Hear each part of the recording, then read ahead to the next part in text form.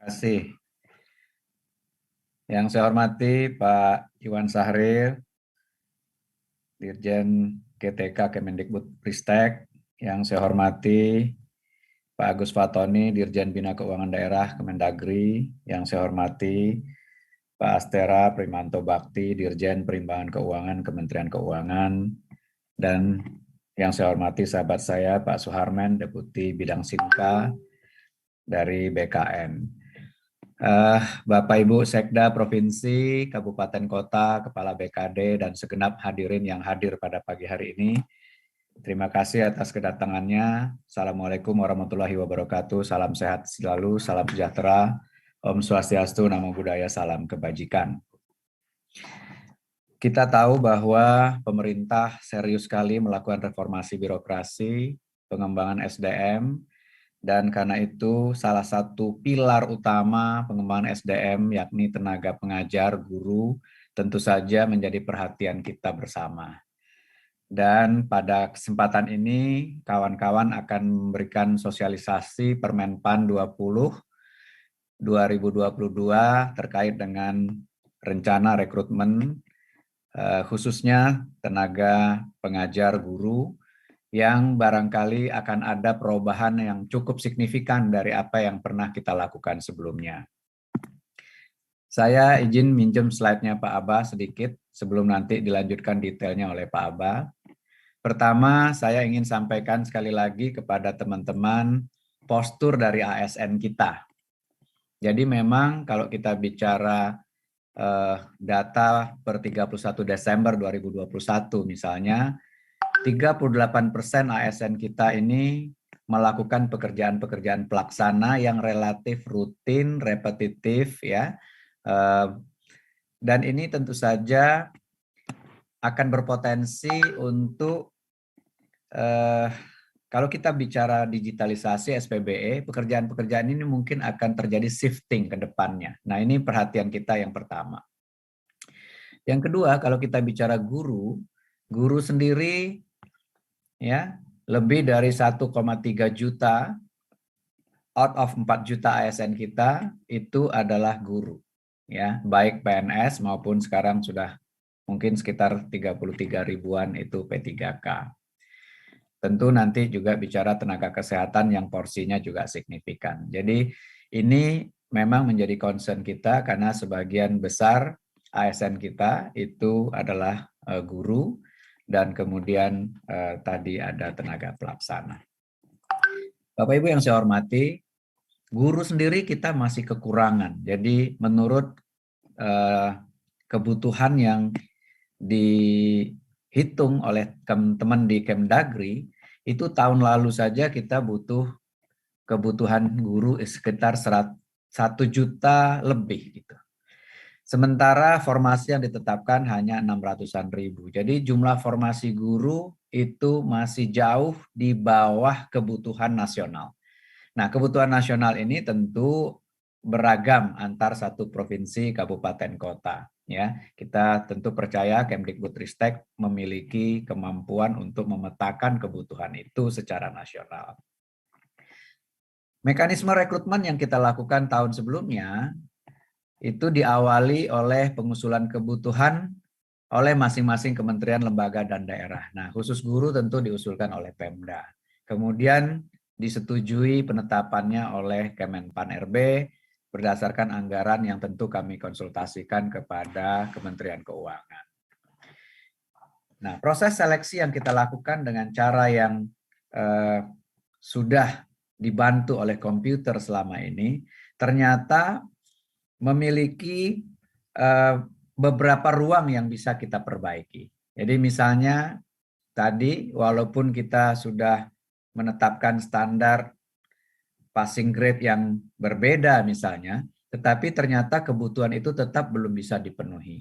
Dan bahkan yang paling fundamental adalah kebutuhan guru kita, formasi di daerah-daerah 3T itu bahkan tidak ada pelamarnya. Jadi kita butuh guru tapi yang ngelamar nggak ada.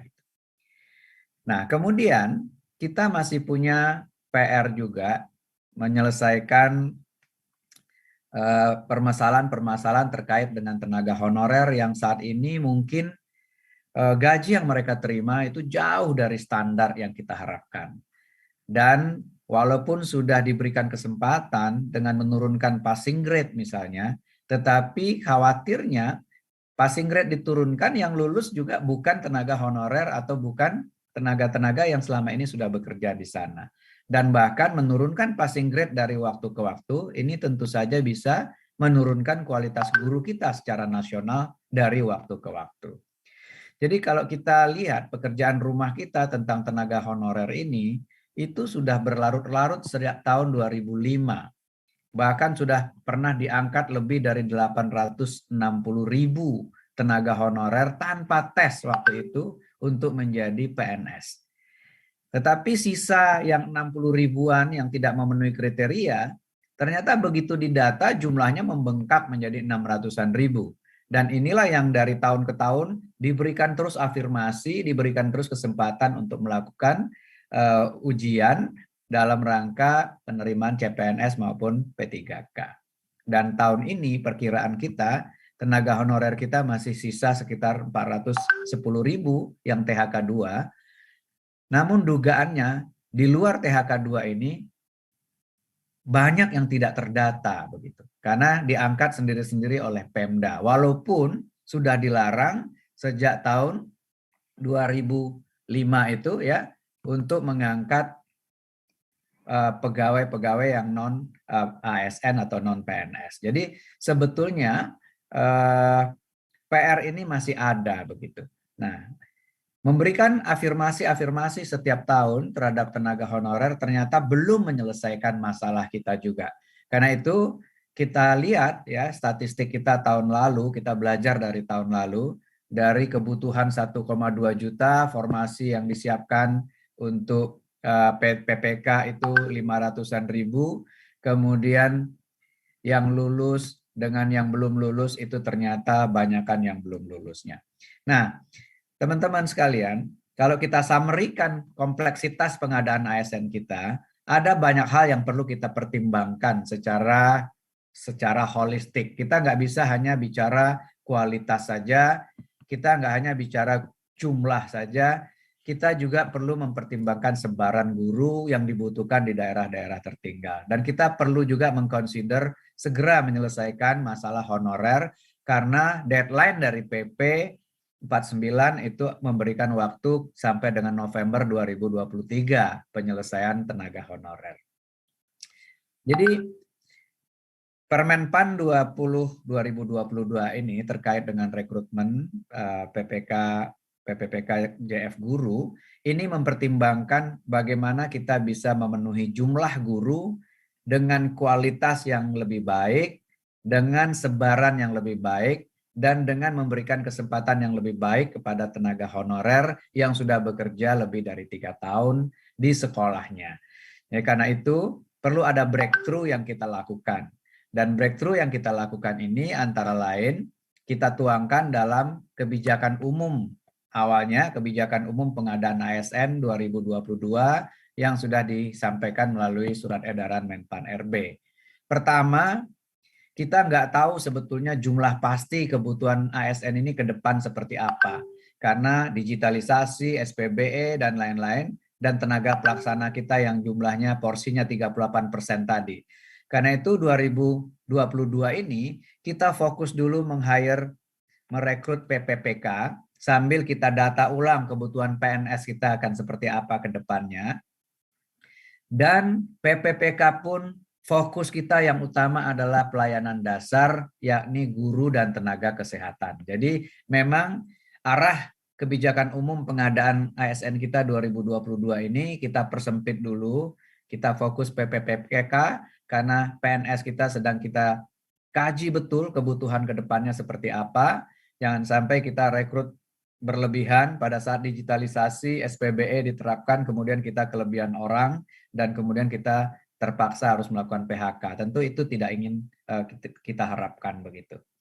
Nah, kemudian kebijakan juga harus lebih berpihak kepada THK 2 yang memang sudah dimandatkan sejak lama untuk diselesaikan. Jadi ini fokus kita, dan karena itu kita ingin kawan-kawan Pemda berani mengusulkan formasi khususnya guru dan tenaga kesehatan sesuai dengan kebutuhan yang direkomendasikan oleh Kemendikbudristek dan nanti oleh Kemenkes untuk tenaga kesehatannya, dan kami tentu juga ingin memastikan dukungan dari Kementerian Keuangan terkait dengan anggarannya. Jadi anggaran nanti kita yang akan usulkan, kita akan perjuangkan, tapi kawan-kawan fokus dulu ke pemenuhan kebutuhannya. Karena guru adalah pelayanan dasar dan kita masih butuh untuk meningkatkan SDM kita menuju Indonesia maju seperti yang dicita-citakan. Nah, karena itu mekanisme baru rekrutmen PPPK guru tahun ini, formasi tetap diusulkan oleh Pemda, tetapi berdasarkan rekomendasi dari Kemdikbudristek, karena helikopter view-nya ada di Kemdikbud, nanti Pak Iwan akan cerita kebutuhannya seperti apa. Kemudian berdasarkan itu kami akan berkonsultasi dengan Kementerian Keuangan untuk menetapkan kebutuhannya. Dan begitu kebutuhannya ditetapkan, kita akan melakukan seleksi tidak seperti kemarin, tetapi berdasarkan prioritas.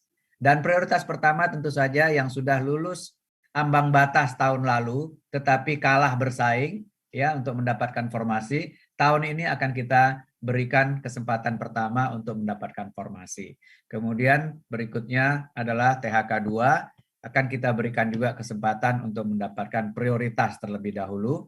Sehingga dengan demikian Peraturan Menteri Pan-RB 20 tahun 2022 ini secara garis besar memberikan kesempatan, ya, kalau dulu kesempatannya diberikan kepada THK 2, non-ASN, dan lain-lain, tetapi proses seleksinya itu tidak berdasarkan prioritas yang bisa mengafirmasi lebih banyak kawan-kawan THK 2. Jadi tahun ini yang tahun lalu sudah lulus ambang batas, itu kita berikan prioritas untuk mendapatkan formasi. Kemudian THK 2 kita berikan prioritas untuk mendapatkan formasi. Kemudian guru non-ASN yang terdaftar di Dapodik, kerja minimal 3 tahun kita berikan prioritas. Baru kemudian kita buka untuk pelamar umum, diawali oleh lulusan PPG yang juga Pak Iwan nanti punya rencana untuk memperbaiki kualitasnya dari waktu ke waktu, dan kemudian baru pelamar terdaftar. Nah, saya kira ini arahnya. Pertama kita ingin bukan hanya memenuhi kuantitas yang memang shortage saat ini, kita ingin kualitasnya juga tidak secara nasional turun karena passing grade-nya kita turunkan secara nasional, tetapi kita coba memilah-milah yang prioritas untuk diangkat karena memang sudah bekerja, sudah lulus passing grade dan lain-lain, ini kita berikan afirmasi untuk mendapatkan formasi terlebih dahulu. Dan kemudian untuk pelamar umum, ya passing grade-nya nggak usah diturunin, ya kalau perlu kita naikin agar kualitas guru kita bisa lebih baik. Saya kira itu sedikit pengantar saya, nanti detailnya akan diceritakan oleh Pak Aba dan Pak Iwan, dan nanti kita tentu akan juga mendapat dukungan dari Kemdagri dan Kemenku untuk memberikan confidence kepada teman-teman di daerah dalam mengusulkan formasi, agar kita betul-betul bisa menyelesaikan tadi kuantitas guru kita yang memang kurang, kualitasnya perlu kita perbaiki, sebarannya di daerah-daerah 3T khususnya itu perlu kita perhatikan, dan kalau bisa ini juga membantu menyelesaikan masalah honorer yang sudah cukup lama berlarut-larut, yang deadline-nya ditetapkan by regulation sampai dengan November 2023. Saya kira itu sebagai pengantar saya. Terima kasih. Mohon maaf jika ada yang keliru dan jika ada hal-hal yang kurang pada tempatnya. Selamat berdiskusi. Mudah-mudahan nanti Pak Aba juga akan menyiapkan helpdesk sehingga kawan-kawan bisa bertanya setiap saat terkait dengan masalah-masalah rekrutmen 2022 ini. Terima kasih, saya kembalikan. Billahi taufik wa hidayah. Wassalamualaikum warahmatullahi wabarakatuh. Waalaikumsalam warahmatullahi wabarakatuh. Pak Alex Denny, Deputi SDM Aparatur Kementerian Pan-RB. Terima kasih untuk pembukaan yang komprehensif tersebut ya Pak ya. Baik, kalau boleh kami highlight. Jadi Bapak Ibu hadirin sekalian, kami memahami bahwa Bapak Ibu sangat menantikan momen ini karena pastinya banyak hal yang tadi seperti dijelaskan oleh Pak Alex menjadi pertanyaan Bapak Ibu. Karena kami coba cek tadi di chat YouTube, memang banyak sekali teman-teman dari Flores, dari Riau, banyak sekali menanyakan hal-hal teknis yang sedikit tadi sudah disampaikan oleh Pak Denny. Jadi memang arah pengadaan kebijakan, arah pengadaan nasional untuk tahun 2022 kita akan fokuskan untuk pengadaan P3K dan memang salah satunya di sektor pelayanan dasar yaitu untuk pengadaan tenaga guru. Maka kita tidak akan berlama-lama, secara detailnya nanti akan dibahas oleh para pemateri dan untuk pemaparan ini akan dipandu oleh moderator kita, Bapak Abbas Subagia, yang merupakan Asisten Deputi Perancangan Jabatan, Perencanaan, dan Pengadaan SDMA Kementerian Pan-RB. Kepada Pak Abba kami silakan. Baik, terima kasih Mbak Septi selaku MC pada kegiatan di pagi ini. Assalamualaikum warahmatullahi wabarakatuh. Selamat pagi, salam sejahtera untuk kita semua. Yang kami hormati Pak Dr. Alex Denny, MM, selaku Deputi Bidang SDM Aparatur Kementerian PAN dan RB, yang juga kita sama-sama hormati Bapak Dr. Irwan Sahrir PhD. Beliau adalah Direktur Jenderal GTK Kementerian Pendidikan dan Kebudayaan dan Ristek. Juga nanti akan bergabung dengan kita yang terhormat Bapak Dirjen Keuangan Daerah Kemendagri, atau nanti ada yang mewakili. Kemudian juga Direktur Keuangan di Kementerian Keuangan, ya nanti juga akan ada yang mewakili, dan yang terakhir nanti mudah-mudahan bisa bergabung juga Bapak Dr. Suharmen, Deputi Inka Badan Kepegawaian Negara. Juga yang kami hormati dan kami banggakan Bapak Ibu para sekretaris daerah provinsi, kabupaten dan kota, Pak Dirjen yang sudah hadir bergabung dengan kita, juga teman-teman BKD yang sudah bergabung. Syukur alhamdulillah hari ini Bapak Ibu bisa mengikuti kegiatan sosialisasi kita pada pagi ini. Dan saya kira sosialisasi kita pada pagi ini cukup strategis karena ini adalah kebijakan yang bersifat nasional, khususnya untuk pengadaan PPPK Jabatan Fungsional Guru. Nah, sebagaimana kita ketahui bersama bahwa bidang pendidikan itu menjadi bagian dari pelayanan dasar, ya, selain juga bidang kesehatan.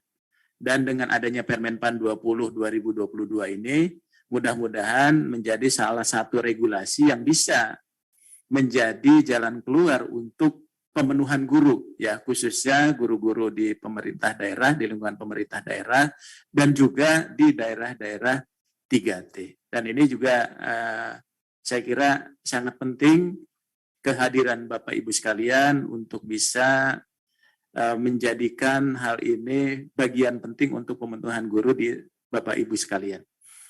Bapak Ibu sekalian, ketika kita mengacu ke dalam Undang-Undang 5 2014, tadi Pak Deputi juga sudah menyampaikan bahwa proses pengangkatan untuk teman-teman tenaga honorer itu sudah lebih dari 1 juta yang diangkat. Dan dari sisa itu masih juga ada teman-teman yang memang belum bisa menjadi pegawai negeri sipil pada saat itu. Ya, seiring dengan waktu di tahun 2025 berdasarkan PP 48 gitu ya, tidak terjadi pengangkatan, tapi di dalam prakteknya masih terjadi pengangkatan tenaga-tenaga honorer sampai dengan terbitnya Undang-Undang 5 2014. Nah, setelah terbitnya Undang-Undang 5 2014, ternyata jumlah tenaga honorer itu masih bertambah, ya. Nah, dengan bertambahnya tenaga-tenaga honorer selain ASN tadi atau kita sebut non-ASN, maka ini juga berdampak kepada regulasi yang menetapkan bahwa sistem meritokrasi di dalam pengangkatan itu menjadi basis dan prinsip yang harus kita gunakan. Nah, dari proses itu maka muncullah tadi PP 49 tahun 2018 tentang PPPK selain PP 11 2017. Diamanatkan di sana 5 tahun ya sampai dengan 22 November 2023, Pak. Kita bisa bayangkan Pak Dirjen dan Bapak Ibu sekalian, ketika 2023 itu tidak boleh ada status non-ASN, ya, di kementerian, lembaga, dan pemerintah daerah. Sementara guru-guru kita banyak yang berstatus non-ASN gitu ya. Tentunya ini akan menjadi juga kendala dan barangkali penurunan kualitas dan pelayanan di bidang pendidikan. Nah, inilah juga menjadi salah satu kenapa kita memberikan afirmasi terhadap pengangkatan atau pengadaan guru di Indonesia secara nasional, secara nasional. Nah, ini juga cukup penting. Nah, dengan berakhirnya tadi di posisi 22 November 2018, maka Pak Dirjen kami laporkan, Pak Menteri juga sudah mengirimkan surat kepada seluruh kementerian, lembaga, dan pemerintah daerah untuk bisa mengantisipasi selesainya tadi tenaga-tenaga non-ASN yang bekerja di lingkungan instansi pusat dan daerah. Jadi surat itu sudah kami sampaikan kepada Bapak Ibu sekalian, dan surat itu adalah sifatnya penegasan agar proses nanti pengangkatan non-ASN itu tidak terjadi lagi. Kemudian teman-teman di lingkungan pemerintah daerah sudah menyiapkan exit policy-nya, strategi apa yang harus disiapkan untuk menyelesaikan tenaga-tenaga non-ASN yang memang direkrut oleh masing-masing kementerian lembaga. Dan terakhir, Bapak Ibu sekalian, surat tersebut juga kami tembuskan kepada Ketua Badan Pemeriksa Keuangan, Pak, supaya nanti bisa melakukan pengawasan baik secara internal maupun eksternal terhadap pelaksanaan PP 49 tahun 2018 termasuk dengan turunan-turunannya. Nah, oleh sebab itu, barangkali Bapak Ibu sekalian, khusus untuk guru ini adalah kesempatan karena Kemendikbudristek juga memberikan kesempatan termasuk juga Kemenpan dari aspek kebijakannya supaya guru-guru yang berstatus non-ASN tadi itu bisa menjadi pegawai pemerintah dengan perjanjian kerja. Sehingga banyak hal yang memang terjadi perubahan bukan hanya tadi dari aspek pemenuhan secara kualitas dan kuantitas, tapi juga dari aspek kesejahteraannya ada perbaikan. Nah, ini juga saya kira cukup penting karena ketika mereka berkarir di pemerintah, baik di pusat dan daerah, harus bisa menjamin sistem karir dan kesejahteraannya. Jadi jangan sampai nanti ada lagi bahwa guru-guru yang masih dibayar di bawah UMR dan sebagainya. Hal yang paling penting juga adalah Bapak Ibu sekalian, penyiapan formasinya. Penyiapan formasinya.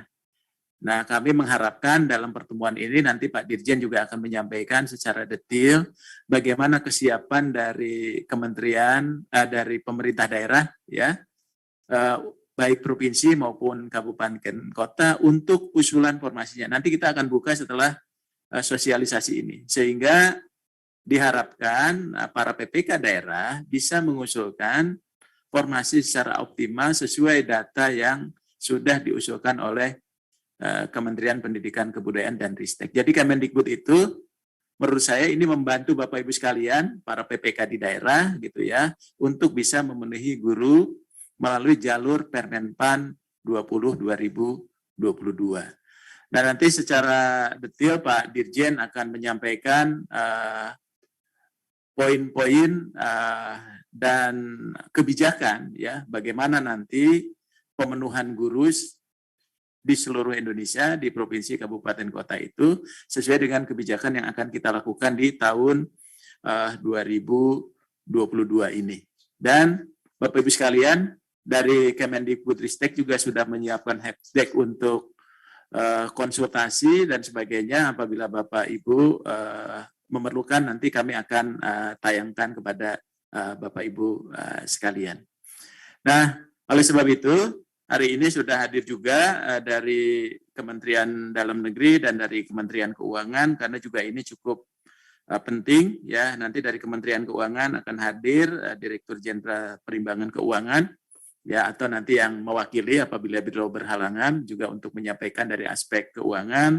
Kemudian juga dari Kementerian Dalam Negeri dari Direktorat Jenderal Keuangan Daerah atau nanti yang mewakili untuk menyampaikan mekanisme penganggarannya, ya, termasuk gaji dan tunjangan PPBK guru hasil seleksi tahun 2022.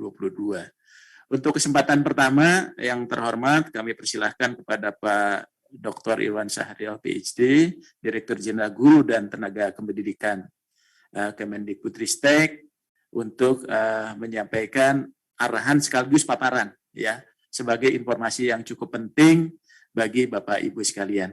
Kepada Pak Dirjen, kami persilahkan, Pak. Baik, bismillahirrahmanirrahim. Assalamualaikum warahmatullahi wabarakatuh. Selamat pagi, salam sejahtera buat kita semua. Shalom, Om Swastiastu, Namo Buddhaya, salam kebajikan. Yang saya hormati Pak Deputi SDM Aparatur Kemenpan RB, Pak Dr. Alex Deni, Dirjen Keuangan Daerah Kemendagri, Pak Dr. Agus Fatoni, Dirjen Perimbangan Keuangan Kemenkeu, Pak Dr. Astra Primanto Bakti, Deputi Sinka Badan Kepegawaian Negara, Bapak Dr. Suharmen, para sekretaris daerah, kepala BKD dari seluruh pemerintah daerah, provinsi, kabupaten kota seluruh Indonesia, dan hadirin yang berbahagia, Pak Mbak. Dan pertama-tama tentunya kita mengucapkan puji syukur kepada Tuhan Yang Maha Esa. Pada saat ini kita bisa berkumpul dalam keadaan sehat walafiat, dan semoga kita semua tetap semangat dan sehat dalam menjalankan semua amanah yang kita emban. Ibu Bapak yang saya hormati, pada hari ini merupakan hari yang mungkin sudah ditunggu-tunggu, seperti tadi yang sudah disampaikan oleh Pak Deputi, Pak Aba, dan semua dari kita di sini sudah ingin melakukan langkah sesuai dengan aturan atau regulasi baru untuk penyelesaian guru honorer menjadi ASN P3K dengan adanya Permenpan RB 20/2022. Maka dalam hal tersebut, saya sebagai Direktur Jenderal Guru dan Tenaga Kependidikan dari Kemendikbudristek akan memberikan sedikit paparan untuk menjelaskan utamanya nanti latar belakang dan kemudian juga mekanisme yang akan kita lakukan sesuai dengan Permenpan yang baru tersebut. Silakan, ya. Baik, lanjut saja. Ibu Bapak yang saya hormati, ini adalah sedikit rangkuman dari kondisi hasil seleksi guru ASN P3K di tahun 2021 yang lalu, di mana kita sudah dari sebenarnya lebih dari 1 juta formasi yang disediakan, seperti disampaikan oleh Pak Alex, yang diajukan oleh pemerintah daerah sebesar 506.252, dan yang telah lulus dan mendapatkan formasi itu ada hampir 300.000, yaitu sebesar 293.860 guru. Dan juga ada guru yang di kotak kuning yang di tengahnya 193.954 yang lulus tapi belum mendapatkan formasi. Dan ada 437.000 guru lain yang ribu yang belum lulus, sebagian juga ada yang belum pernah mengikuti ujian baik tahap 1 maupun tahap 2. Lalu kemudian di sebelah kiri bawah itu bisa kita lihat, walaupun sebenarnya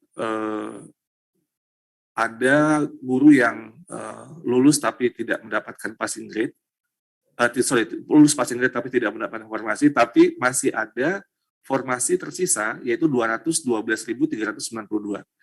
Jadi ini yang tadi Pak Deputi, Pak Alex sampaikan bahwa kita juga perlu memperhatikan secara keseluruhan bagaimana penyelesaian guru ASN P3K ini bisa selesai, karena sebenarnya secara nasional kita memiliki daya kapasitas yang bisa untuk menampung semua dari guru yang jika mereka lulus seleksi untuk mendapatkan formasi. Nah, ini yang menjadi puzzle atau tantangan kita bersama. Mudah-mudahan di tahun ini kita bisa menyelesaikan dengan lebih baik lagi, terutama tadi yang sudah disampaikan oleh Pak Aba, dengan berbagai pertimbangan terutama untuk penyelesaian tenaga honorer yang sudah ditetapkan 2023 bulan November sudah harus selesai.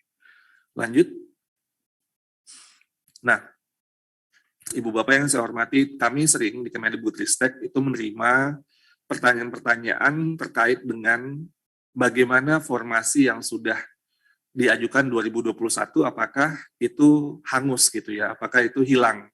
Jawabannya di sini kami sekali lagi menegaskan tidak. Artinya formasi yang masih tersisa sebesar 212.000 sekian tadi yang sudah saya sampaikan di slide sebelumnya, itu tetap akan menjadi formasi yang diperebutkan di tahun 2022 ini. Nah, sehingga jumlah formasi 2022 adalah penjumlahan dari sisa formasi tahun 2021 dan formasi yang diusulkan pemerintah daerah di tahun 2022. Saat ini total formasi yang sudah diajukan oleh pemerintah daerah, termasuk di sini guru agama, itu sebesar 343.631. Dan di sini saya juga ingin menyampaikan bahwa total kebutuhan formasi kita untuk tahun 2022 ini menggabungkan dengan 2021 itu sebesar 970.410 formasi termasuk dengan guru agama.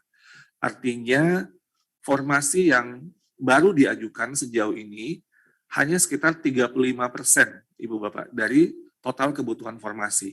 Dan nanti mungkin dari Kementerian Keuangan juga bisa menjelaskan bahwa formasi tersebut sudah ada anggaran yang ditransfer untuk penggajian asumsi mereka sudah lulus di tahun ini, mulai dari bulan Oktober dan seterusnya. Sehingga sebenarnya kunci dari penyelesaian ASN P3K guru ini yang utama tentunya adalah adanya formasi yang diajukan oleh pemerintah daerah. Jadi ini menjadi sekali lagi menjadi kunci untuk penyelesaian guru ASN P3K.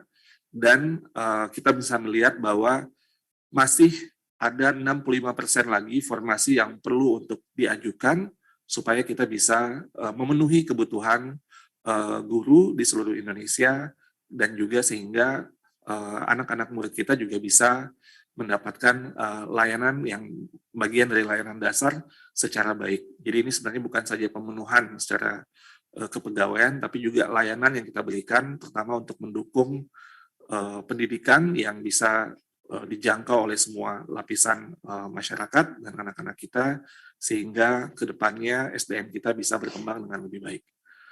Lanjut. Nah, di slide ini intinya kami ingin menyampaikan bahwa jika kalau tadi potret secara nasional ada 343.000 formasi yang baru diajukan atau baru 35%. Tapi itu sebenarnya secara agregat nasional. Jika kita breakdown kepada masing-masing pemerintah daerah, sebenarnya ada sekitar 303 atau 60% pemerintah daerah yang tidak memiliki formasi yang cukup untuk menampung guru yang lulus passing grade, meskipun sudah menambahkan formasi 2021 ditambah dengan 2022. Jadi artinya ini perlu menjadi perhatian sehingga guru yang lulus passing grade itu bisa mendapatkan formasi langsung di daerah Bapak Ibu semua. Ini mungkin saya gampangnya membaginya dengan dua kategori saja. Kalau di slide ini ada yang sangat aman, aman, tidak aman, dan sangat tidak aman. Kalau kita yang hijau dan kuning ini kita gabungkan menjadi aman, tidak aman, dan sangat tidak aman, ini tidak aman, gitu ya. Penjelasannya yang aman berarti formasi gabungan 2021 dan 2022 itu lebih besar daripada guru yang lulus passing grade di daerah tersebut. Ini kalau dijumlahkan 19% tambah 21% itu 40%. Jadi 40% Pemda itu dalam kategori aman, dalam konteks bisa menampung guru lulusan passing grade dengan formasi yang sudah ada saat ini. Namun ada 60% yang kami analisis Pemda yang dalam kondisi yang tidak aman. Artinya guru yang lulus passing grade itu jumlahnya lebih besar daripada formasi yang disediakan. Dengan kata lain, formasinya lebih kecil walaupun sudah digabung 2021 ditambah usulan formasi 2022. Sehingga nanti ketika ada guru lulus passing grade yang tidak bisa diserap oleh Pemda tersebut. Nah, ini yang sekali lagi kami ingin mendorong semua ibu bapak semua dari berbagai instansi, dari berbagai pemerintah daerah untuk mendorong pengajuan formasi. Nanti mungkin Pak Abah akan menjelaskan mekanismenya di tahun 2022 ini. Nah, jika kita lihat dari populasi guru kita, itu guru-guru kita yang ada di 40% Pemda yang aman ini, itu 10% atau 10,4%, jumlahnya 20.000 sekian dari total 193.000 guru. Sebenarnya 173.000 guru atau 90% dari guru-guru kita yang sudah lulus passing grade ini berada pada Pemda yang mengajukan formasinya lebih sedikit. Jadi kalau tadi kita lihat secara Pemda, tapi secara individu gurunya ini jumlahnya banyak, 90% berada di Pemda yang mengajukan formasinya lebih sedikit sejauh ini. Yang mudah-mudahan nanti akan nambah dengan daripada yang sudah diusulkan 2021 dan 2022. Nah, ini adalah kunci sekali lagi Bapak Ibu yang mungkin perlu kita dorong sama-sama. Tentunya yang paling ideal bisa 100% dari kebutuhan itu diajukan sehingga kemudian bisa menyelesaikan untuk ASN P3K guru di tahun ini. Silakan lanjut. Baik. Nah, dengan latar belakang itu maka izinkan saya untuk kemudian menjelaskan 3 jenis mekanisme seleksi guru ASN P3K di tahun 2022 berdasarkan Permenpan RB 20 tahun 2022. Ada 3 jenis mekanisme seleksi. Pertama adalah penempatan yang lulus passing grade. Yang kedua, seleksi kesesuaian atau verifikasi. Dan yang ketiga adalah seleksi tes. Mari saya jelaskan dulu satu-satu, nanti akan saya elaborasi di slide berikutnya. Penempatan yang lulus passing grade, yang mekanisme yang pertama, ini adalah untuk semua guru-guru kita yang sudah lulus nilai ambang batas atau sudah lulus passing grade pada seleksi tahun 2021 di tempat tugasnya masing-masing atau ditempatkan di satuan pendidikan yang membutuhkan di pemerintah daerahnya. Jadi ini sekali lagi untuk guru-guru yang sudah lulus nilai ambang batas atau passing grade. Ini ada sebesar 153.000 sekian tadi. Dan ini kita selesaikan ini dulu menjadi prioritas pertama. Jika masih tersedia formasi di Pemdanya, sekali lagi kan akan bergerak sesuai dengan konteks pemerintah daerah, maka akan dilakukan mekanisme yang kedua.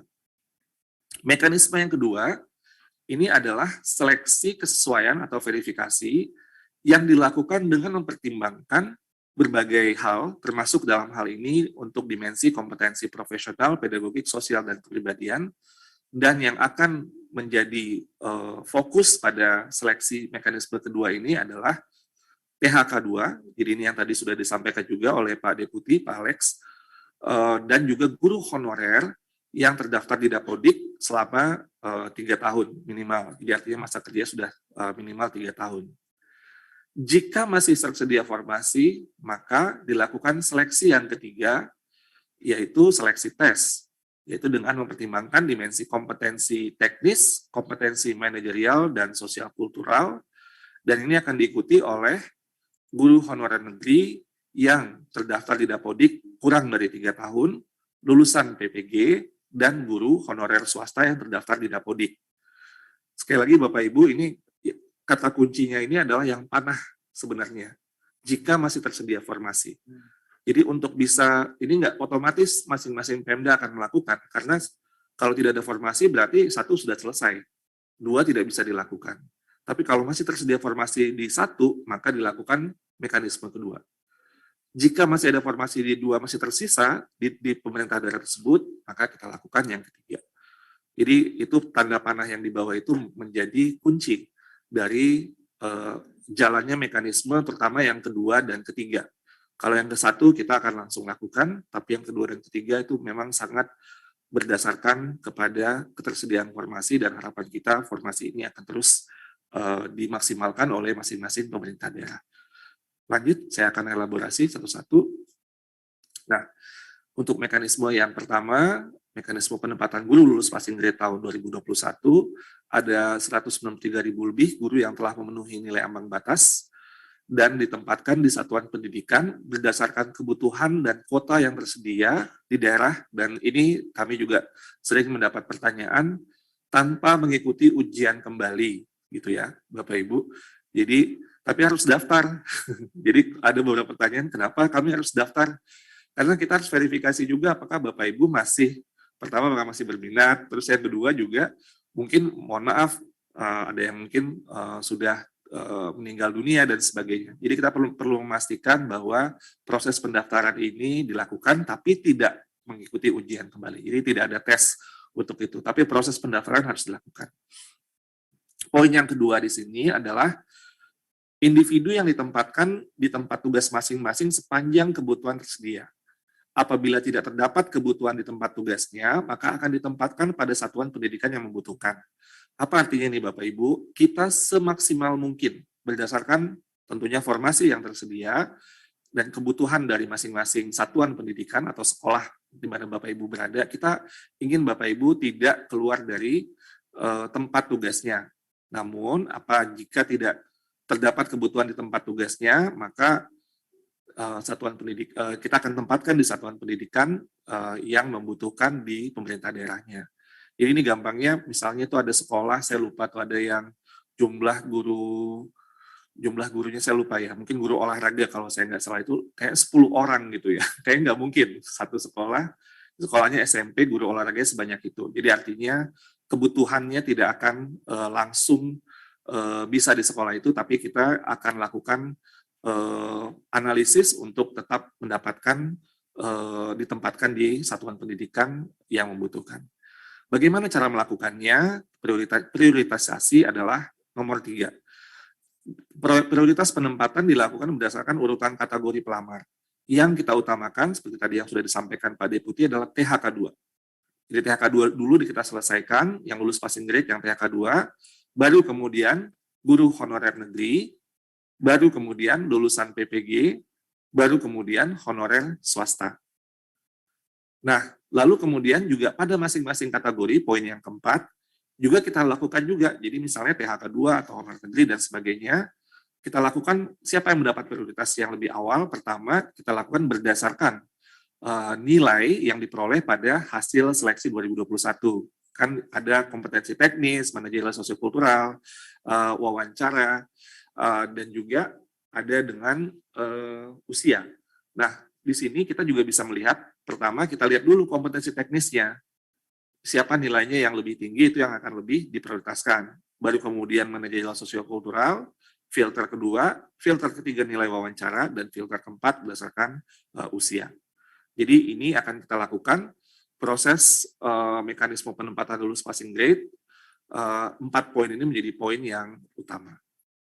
Oke, jadi itu tanda panah yang yang di kanan bawah Bapak Ibu, itu jika pada seleksi masih tersedia formasi, kita buka seleksi untuk mekanisme yang berikutnya, yaitu silakan slide berikutnya.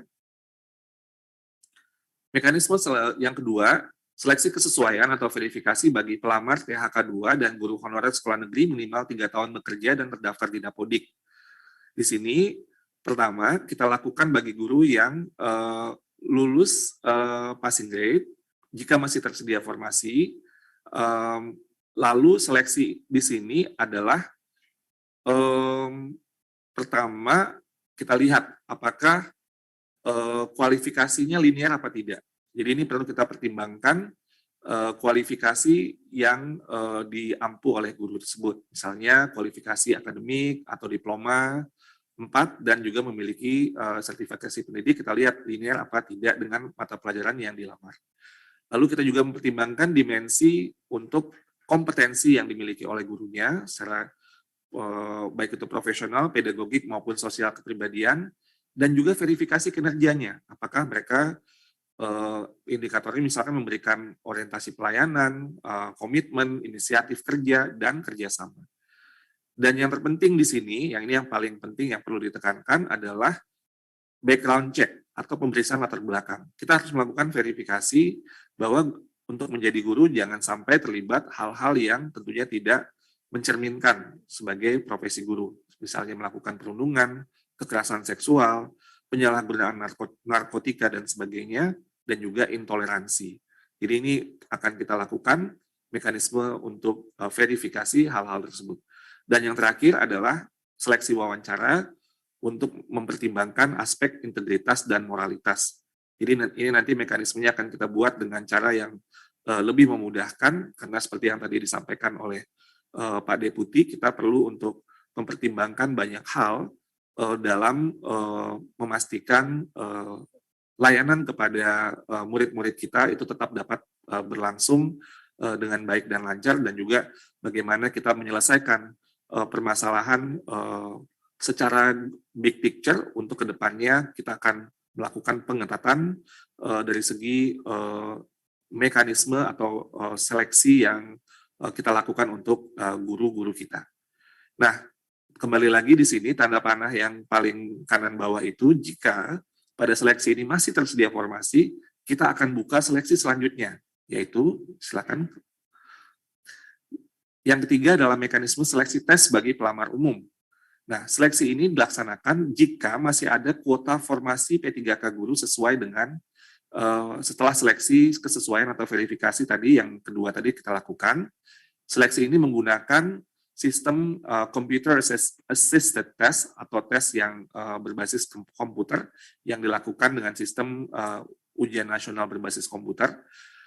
Di sini sebenarnya mekanisme ini sama dengan mekanisme yang tahun lalu, di mana ada kompetensi teknis, manajerial sosiokultural, pertanyaan wawancara yang dijawab secara tertulis, ada butir-butir soalnya, ada waktunya, total ada 140 sampai 160 butir soal tergantung pada mapel, dan waktu totalnya 170 menit atau sekitar hampir 3 jam, dan keseluruhannya kompetensi teknis bobotnya 60%, manajerial sosial kultural dan wawancara 40%. Ini ditujukan pertama sekali lagi jika masih tersedia formasi dan pelamar tesnya adalah mereka yang sudah menjadi guru honorer di sekolah negeri kurang dari 3 tahun dan terdaftar di Dapodik, lulusan program pendidikan profesi guru, dan juga guru honorer di sekolah swasta yang terdaftar di Dapodik. Lanjut. Baik. Ibu Bapak sekalian, yang tadi sudah disampaikan oleh Pak Asisten Deputi, Pak Aba, bahwa kami menyediakan layanan help desk yang dapat digunakan untuk jika pertanyaan-pertanyaan lebih lanjut nantinya, jika ada yang ingin mendapatkan informasi yang lebih detail, di sini bisa ada call center, ada Telegram, atau bisa juga melalui portal bantuan. Jam operasionalnya dari jam 7 pagi sampai jam 8 malam. Jadi Bapak Ibu ini juga silakan dimanfaatkan juga.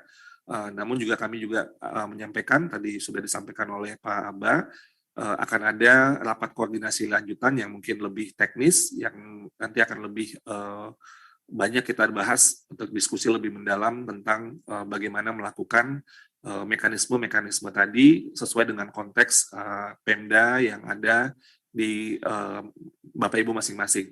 Tapi sekali lagi saya menegaskan bahwa kuncinya di sini adalah tentunya pengajuan formasi semaksimal mungkin, karena itulah yang sebenarnya akan sangat membantu para guru-guru kita untuk mendapat kesempatan menjadi ASN P3K, sehingga mereka dapat memberikan layanan yang lebih baik, karena secara kesejahteraan mereka mendapat jaminan yang lebih baik, dan juga secara pekerjaan juga mendapat perlindungan yang lebih baik, dan juga secara kesempatan untuk melakukan peningkatan kompetensi juga akan semakin baik. Ujung-ujungnya layanan dasar yang paling mendasar yang kita bisa sediakan untuk seluruh anak-anak kita juga bisa semakin baik ke depannya.